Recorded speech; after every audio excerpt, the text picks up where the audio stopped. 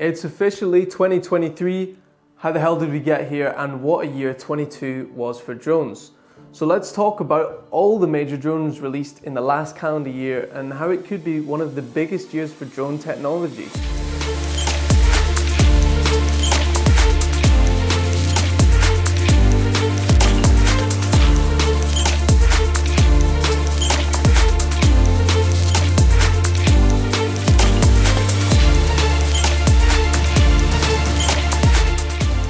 So we started the year off with Autel's latest answer to the DJI Air 2S and possibly even the Mavic 3. Yes, the Autolight Plus came out in January and proved a worthy adversary to these counterpart DJI drones.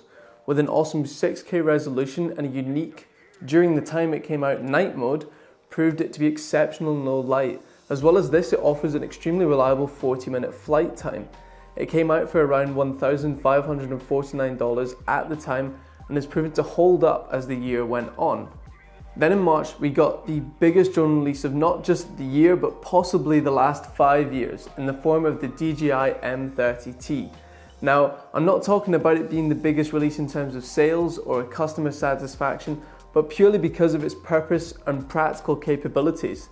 This is by far one of the most advanced drones that we have ever seen. As a company, we work very closely with mountain rescue and public safety teams across the United Kingdom. We have heard firsthand that this drone can and will save lives if it's not doing so already. With the option of 4 cameras in one payload, including a 12 megapixel wide angle sensor for overall situational awareness, a 200 times zoom, a thermal camera and a laser rangefinder with pinpoint mapping capabilities. All this encased in an IP55 rated design and a 40-minute flight time. It's fair to say that 40 minutes is the new 30 minutes for drones going forward. It also came with the new DJI RC Plus for a more glove-friendly controller, as well as Flight Hub 2 to keep everything streamlined, and even its own docking station named DJI Dock for quick time charging. This drone starts off at 10,060 grand, so it's not your run-of-the-mill consumer drone. This is high-end enterprise drones at their very best. With our close ties to first responders, we can say this is one of the most requested drones. We've even started to offer custom wraps for the M30T, as well as a complete guide booklet when you pick one up from us. So make sure to get in touch or check out our website that will be down in the description. Then, just 2 months later in May, we got the hotly anticipated and highly leaked Mini 3 with the added label of Pro, of course. It's fair to say that this may be the biggest drone release in terms of sales and customer needs, especially with the additions of vertical filming and 4K 60 FPS. It started off at $669 and offers a 33-minute flight time and an incredible 60-degree tilt, something you won't get with any other drone. I suspect many people have transferred it in for their Mini 2, but I wouldn't say that it has made the most well-priced drone on the market obsolete just yet. Then August quickly rolled around and we had the announcement of DJI's second take on an FPV drone in the form of the DJI Avatar.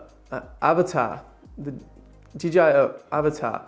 This time around, DJI introduced more of a Cinewhip style to their FPV drone, as well as it being smaller and fitted with a better camera. It started off at $1,388 with a roughly 15-minute flight time, 4K 60 and a very durable frame, avoid flames.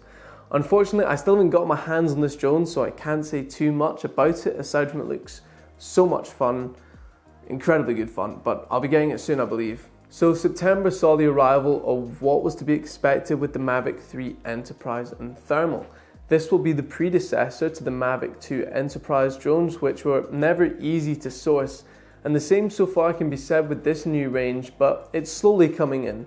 Obviously, it's only come out fairly recently, so we'll see. We won't jump the gun on any complaints just yet, but it boasts all the main attributes that the Mavic 3 has, including the 45-minute flight time and the hybrid zoom and wide camera, but it also comes with thermal imaging, RTK, high volume speakers and a mechanical shutter for surveying. This will start off costing you $3,945 for the very basic set. However, going forward, it will be utilized by high-end drone users across the globe, but it's fair to say we really are seeing the prices rapidly increase with every drone release. I wonder if there will be any companies coming on the market soon enough to challenge DJI with some better priced alternatives to last year's drones. Bang! Then in October, this massive machine came onto the scene, the DJI T40. As part of the agro range, this drone is of course for agriculture, it's in the name, to either spread seeds, fertilizers and anything in between. It can carry up to 40 liters, hence the 40 in the name, which is pretty crazy, and batteries charge extremely fast, but you'll need a generator of course or some sort of power on site, as they can be used pretty quickly. It's a huge improvement on the T30 with improved flight time, speed and weight of load. These drones are unlikely to be seen in the UK anytime soon. However, there are many countries that are already more than used to the agro range. Now, I don't know about everyone else, but I kind of thought that was maybe going to be it for the year. But just as the start of November came around, we were hit with a possible instant classic. Yes, the Mavic 3 Classic came in as the new alternative to the slightly discontinued, in that you can't get it new anymore, Mavic 2 Pro. The main difference between the original Mavic 3 is it doesn't have the dual cameras, and that's sort of about it.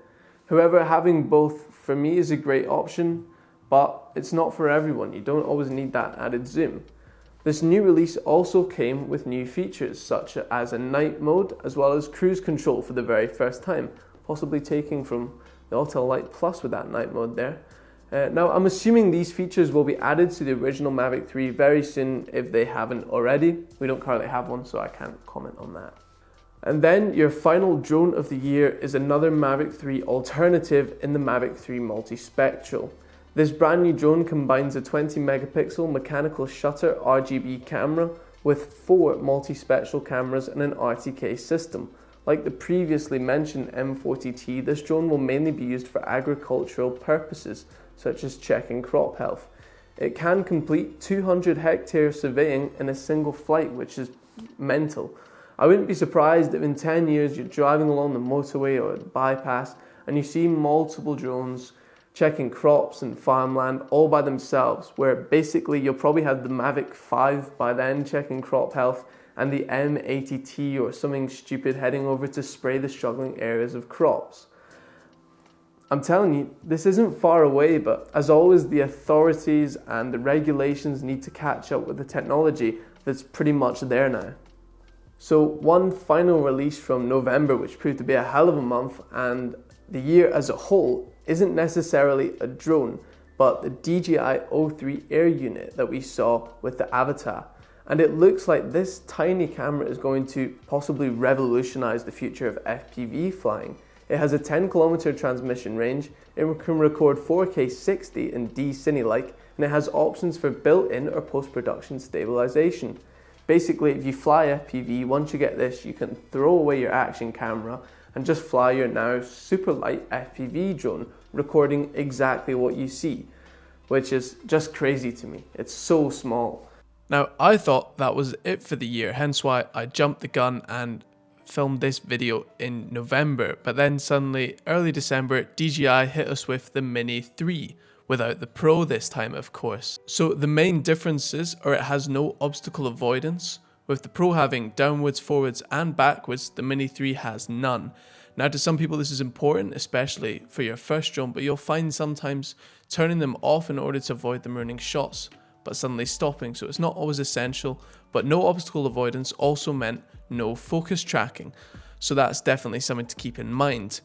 The Mini 3 can't do 4K 60 like the Pro can, so you're losing resolution if you want those smooth slow motion shots. The max ISO is also lower with 3200 compared to the Pro's 6400, as well as the option of having no Cine-like D. So you get the idea, the Mini 3 basically doesn't have what the Pro has in terms of your features that matter to what you're filming specifically. So that was the year of drone releases in 2022 wrapped up as quickly as possible. Let us know down in the comments what you think had the biggest impact and what you'd like to see going into this year. I know for me, I desperately want to see the Inspire 3. I've even made a whole video on it, so make sure to check that out. But also remember to like and subscribe, it helps our channel massively, and I'll catch you on the next one.